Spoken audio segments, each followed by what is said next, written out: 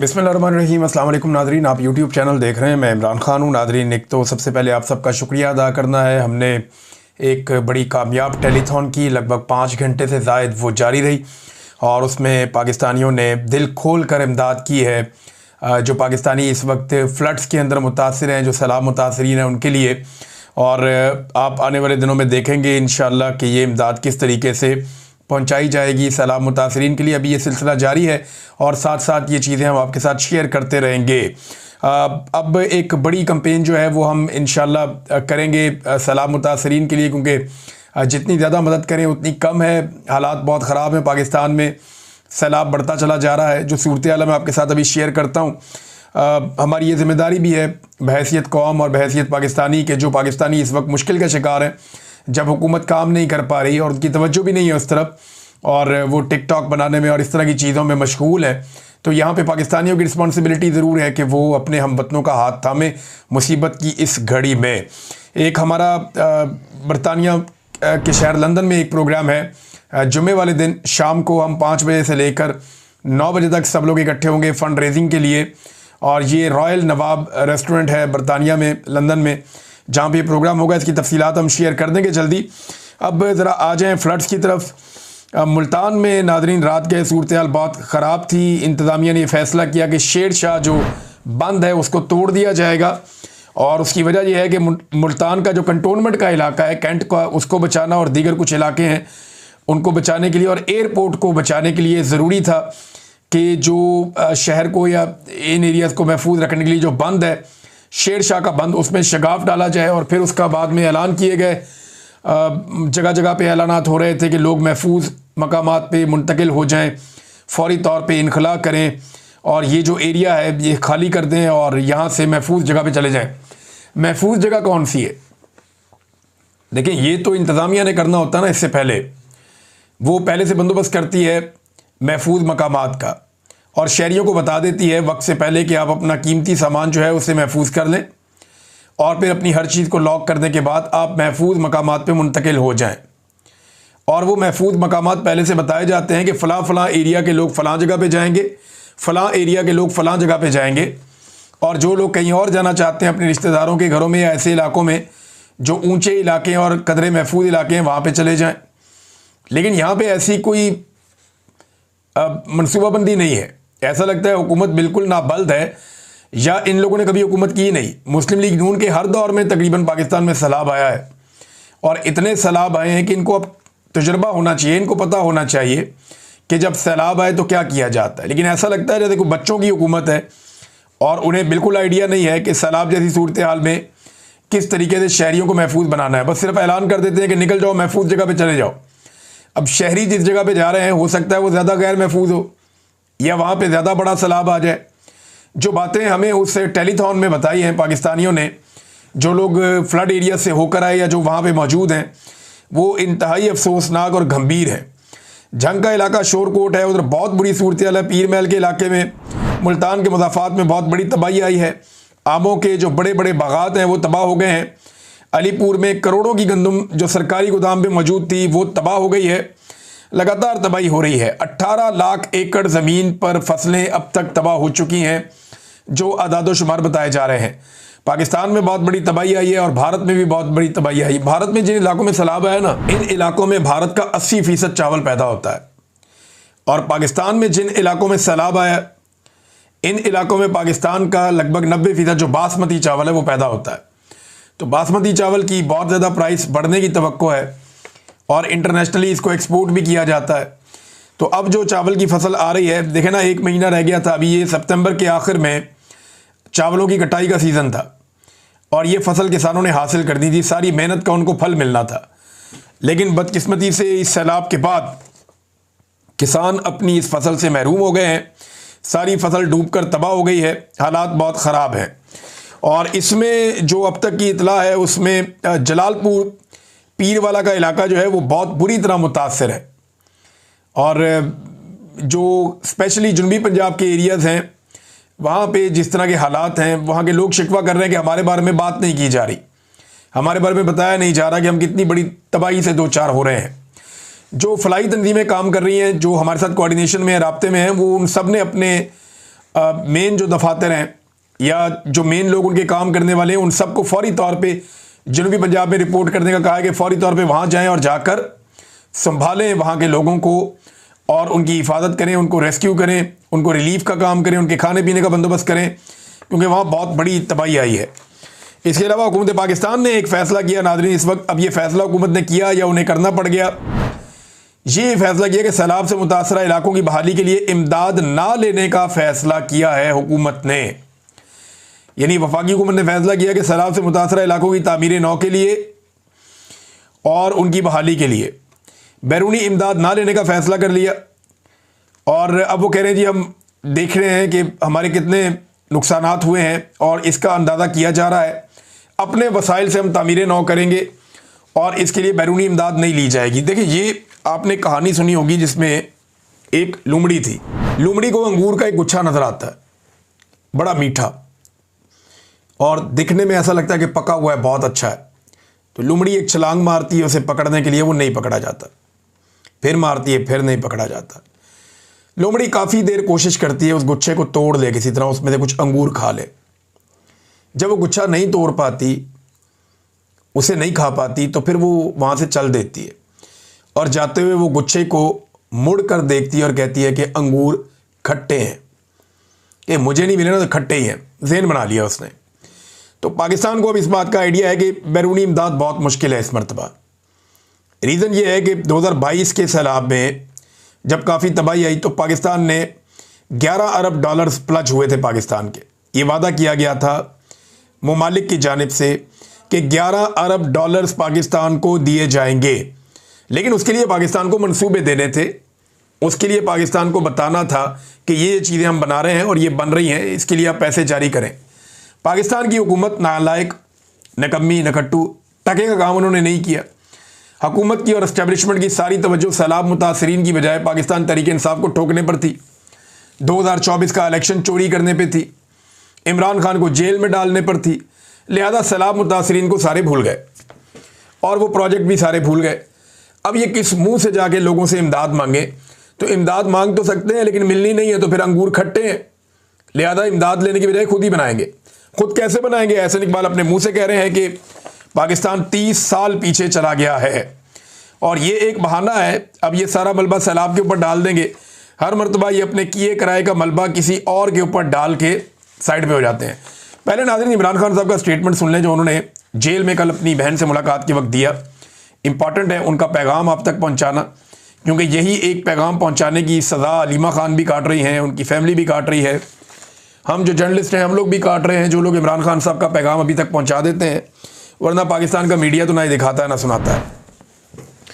इमरान खान साहब कहते हैं कि मैं ला इलाहा इल्लल्लाह का मानने वाला हूँ। ये कलमा इंसान को हर किस्म के खौफ और ग़ुलामी से आज़ादी देता है। मेरी ज़िंदगी अल्लाह के हाथ में है, आसिम मुनीर के हाथ में नहीं है।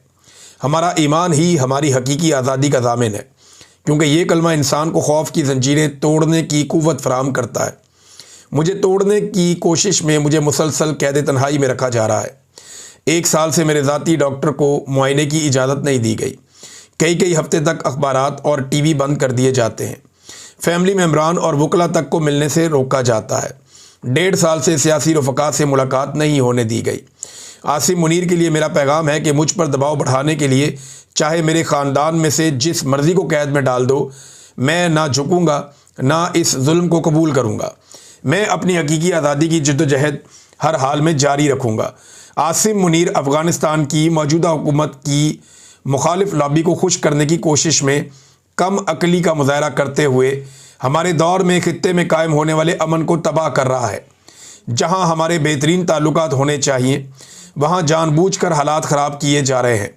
मेरा दिल इस पर भी बहुत रंजीदा है कि हमने कई दहाइयों की मेहमान नवाजी के बावजूद मौजूदा दौर में अपने अफ़गान भाइयों को धक्के देकर मुल्क से बाहर निकाला है। हालांकि वहाँ ज़लज़ला भी आया है और हमें उनकी मदद करनी चाहिए। अली अमीन को खुसूसी हदायत करता हूँ कि अफ़गानिस्तान जाएँ और उनके साथ जाकर बैठें और बामी मसाइल और अमन व अमान के हवाले से बात करें ताकि हालात को मज़ीद बिगाड़ से बचाया जा सके। जाली वफाकी हुकूमत को इस बात का जवाब देना चाहिए। मरियम नवाज़ जापान और थाईलैंड जा सकती है तो खैबर पख्तूनख्वा का वज़ीर आला अपने सूबे में अमन के लिए अफ़गानिस्तान क्यों नहीं जा सकता? खैबर पख्तूनख्वा में अपने ही लोगों के खिलाफ मिलिट्री ऑपरेशन, ड्रोन हमलों और इलाकों से बेदखली करने का अमल दरअसल तहरीके इंसाफ की अवामी मैंडेट से बनने वाली हुकूमत को गैर मकबूल करने के लिए किया जा रहा है। अली अमीन गंडापुर को इस ऑपरेशन के खिलाफ भरपूर मुज़ामत करनी चाहिए। सूबे की आवाम पहले ही सैलाब से तबाह हाल है। अगर वहाँ ड्रोन हमले और ऑपरेशन ना रुका तो ये बहुत बड़ी ज़्यादती होगी। हमारे कितने पुलिस एहलकार भी जामे शहादत नोश कर चुके हैं। ये ऑपरेशन जब तक बंद नहीं होगा लोगों की मुश्किलात में मज़ीद इजाफा होता रहेगा और दहशतगर्दी मज़ीद बढ़ेगी। इस वक्त पूरा मुल्क सैलाब में डूबा हुआ है। पंजाब और खैबर पख्तूनख्वा के सैलाब की वजह से लोगों का बहुत नुकसान हुआ है। पूरी कौम को यकजा होकर इस सूरत हाल का मुकाबला करना होगा। मैं अगर जेल से बाहर होता तो ज़रूर फ़ंड रेजिंग और टेलीथॉन करता, मगर अब अपनी कौम से कहता हूँ कि वो बढ़ चढ़ कर और दिल खोर कर रिलीफ के कामों और सैलाब की इमदाद में हिस्सा लें। बलूचिस्तान में सियासी जलसे पर होने वाले हमले के ख़िलाफ़ एहतजाज में पूरी तहरीके इंसाफ को शिरकत करनी चाहिए। ये जी इमरान खान साहब का स्टेटमेंट 8 सितंबर का। आसिम मुनीर साहब के लिए बड़ा भारी स्टेटमेंट। उन्होंने आसिम मुनीर साहब के ऊपर संगीन चीज़ें जो हैं वो दोबारा से उनकी तरफ थ्रो की हैं। उन्होंने बताया कि इनकी पॉलिसी गलत है। ये अफ़गानिस्तान के मुखालिफिन को खुश करने के लिए कामकली का मुजाहरा करते हुए जो ख़ित्ते में कायम होने वाला अमन है उसको तबाह कर रहे हैं। ये आसिम मुनीर के बारे में इमरान खान ने कहा और आसिम मुनीर को चैलेंज किया कि चाहे मेरे ख़ानदान में जिसको मर्ज़ी जेल में डालो, मैं तुम्हारे सामने नहीं झुकूँगा, इस जुल्म को कबूल नहीं करूँगा, मैं अपनी हकीकी आज़ादी की जद्दोजहद जारी रखूँगा। तो ये है नाज़रीन इमरान खान और खुला चैलेंज उनका आसिम मुनीर को। अब आ जाए, एक वाक़या होता है जेल के बाहर और रुला पड़ जाता है। उसमें एक सहाफ़ी, उसके ऊपर तशद्दुद किया गया, एक और सहाफ़ी है, उनको धक्का लगा, वो गिर गए। ये वाक़या क्या है जो इस तरह रिपोर्ट हुआ और बहुत सारे लोग उस पर एहतजाज भी कर रहे हैं। देखिए, अलीमा खानम को मुश्किलात का सामना है जेल के बाहर। कभी उनके ऊपर अंडा फेंक दिया जाता है, कभी उनके ऊपर बहुत अजीबोगरीब सवालात की बौछार कर दी जाती है। वो बात करना चाहती है, उन्हें बोलने नहीं दिया जाता। कैमरे उनके मुंह के ऊपर फिट करके उनके साथ साथ सहाफ़ी भागना शुरू कर देते हैं। नॉर्मली वो सहाफ़ी हैं जो अदालतों को कवर करते हैं या जो डिफेंस को कवर करते हैं, ये वो लोग हैं।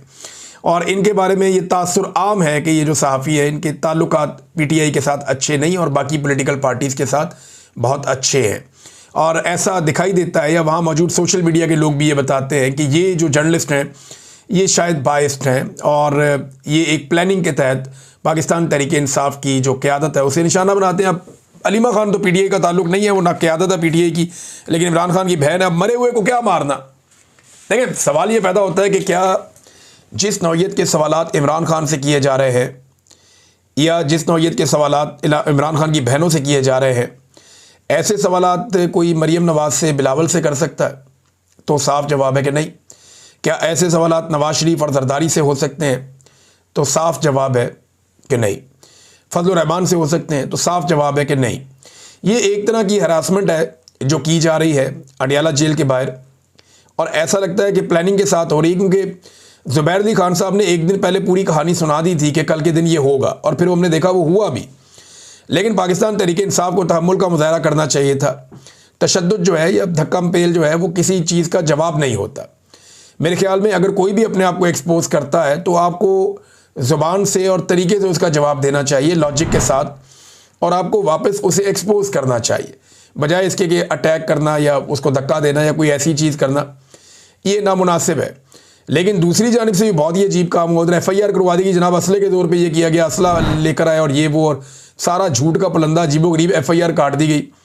इस मुल्क में साबिक़ वज़ीर-ए-आज़म पे गोलियाँ चली, FIR नहीं हुई। अलीमा खानम को यहाँ अंडे मारे गए इसी जगह पे, FIR नहीं हुई। इस्लामाबाद में कत्ले-आम हो गया, FIR नहीं हुई। और ये FIR आप देखें फटाफट हो गई, और इसमें असला भी डाल दिया। अब अडियाला के बाहर असला लेकर लोग पहुँचे हुए हैं, ये तो बात समझ आने में वाली नहीं है। फिर चोरी भी डल गई बीच में कि कुछ चीज़ भी चोरी हो गई है शायद, और कोई तोड़ फोड़ भी हो गई है। सहाफ़ी जो वहाँ मौजूद थे उन्होंने बहुत सारी चीज़ें देखी हैं, रिपोर्ट भी की है। बहरहाल सहाफ़ी अगर एहतजाज करें तो उनका बनता है, वो एहतजाज कर भी सकते हैं, वो बाइकआउट करना चाहें तो कर भी सकते हैं। लेकिन देखें ना, बाइकआउट किस चीज़ का करेंगे? क्या वो अलीमा खानम की जो मीडिया टॉक है उसको दिखाते हैं वो टीवी पे? नहीं दिखाते। तो जब दिखाते ही नहीं तो बाइकआउट किस बात का करेंगे? क्या अखबारात में लिखा जाता है? नहीं लिखा जाता। भाई जब लिखा ही नहीं जाता तो बाइकआउट किस बात का करेंगे? भाई जब किसी चीज़ की कवरेज ही नहीं हो रही तो उस बात का बाइकआउट क्या होगा? आपके वहाँ आने या ना आने से फ़र्क तो नहीं पड़ेगा पीटीआई को। उन्हें तो फ़र्क इस बात से पड़ेगा कि उनकी कवरेज हो रही थी और वो रुक गई है। अगर तो उनकी कवरेज जारी रहे तो फिर तो कोई मसला नहीं है, डिजिटल मीडिया उनकी कवरेज करता है और डिजिटल मीडिया ने उनका बाइकआउट नहीं किया। अच्छा, बिलावल ने इसकी मजम्मत की वाकई की, और कुछ लोग ये कह रहे हैं कि जो जर्नलिस्ट ये काम कर रहे हैं हलीमा खानम को हरासा करने का या उनके ऊपर लगातार जो अटैक किया जा रहा है पे दर पे, उनका जो करीबी ताल्लुक है वो बिलावल से, और बिलावल से बड़ा उनका प्यार मोहब्बत और ये वो है उनका, बड़े मीठे मीठे सवालात वहाँ पे होते हैं मुबैना तौर पे। अब इसमें जो है बिलावल ने बड़ा सख्त मजम्मती बयान जारी कर दिया। बिलावल को मैं याद दिलाता हूँ कि नसरुल्लाह गडानी का कत्ल हुआ सिंध में और MNA खालिद लुंड का नाम आया था। नासिम जोगियों का कत्ल हुआ, नासिम जोगियों का, जर्नलिस्ट का वहाँ पे, और MNA जाम अब्दुल करीम और MPA जाम अवैस का नाम आया था। फिर अजीज़ मेमन सहाफ़ी कत्ल हुए, जान मोहम्मद महर कत्ल हुए, असगर लुंड कत्ल हुए वहाँ पे। तो बिलावल साहब ने कोई मजम्मत नहीं की, चुप रहे। अहमद नूरानी साहब के भाइयों को अगवा किया गया, बिलावल ने मजम्मत नहीं की, चुप रहे। समी इब्राहिम साहब पे खुसरे से हमला करवाया गया, चुप रहे। और गिरफ्तारियां हुई, समी इब्राहिम साहब को अगवा किया गया, मुझे अगवा किया गया, और ये मकबूल जान साहब को अगवा किया गया, बिलावल और ये सारे चुप रहे। अरशद शरीफ साहब का कत्ल हो गया, इन्होंने कोई इस तरह की बात नहीं की। असद तूर और बुतीउल्लाह जान को और साकिब बशीर साहब को गिरफ्तार किया गया। सद्दीक जान साहब के साथ क्या कुछ किया गया, बेशुमार सहाफ़ियों की नौकरियां खा ली गई। इनमें से किसी वाक़े के ऊपर किसी किस्म की मजम्मत नहीं हुई। इसहाक डार साहब के बंदों ने सहाफ़ियों को फेंटियाँ लगा दी, धमकियाँ सरेआम सहाफ़ियों को पंजाब की इंफॉर्मेशन मिनिस्टर लगाती हैं। अब मियाँ नवाज शरीफ साहब की जो लोग हैं उन्होंने कई दफ़ा सहाफ़ियों को हरासा किया, मार कुटाई हुई, लेकिन आज तक इन लोगों ने मजम्मत नहीं की। लेकिन इस मामले में फौरी तौर पे मजम्मत भी सामने आ गई।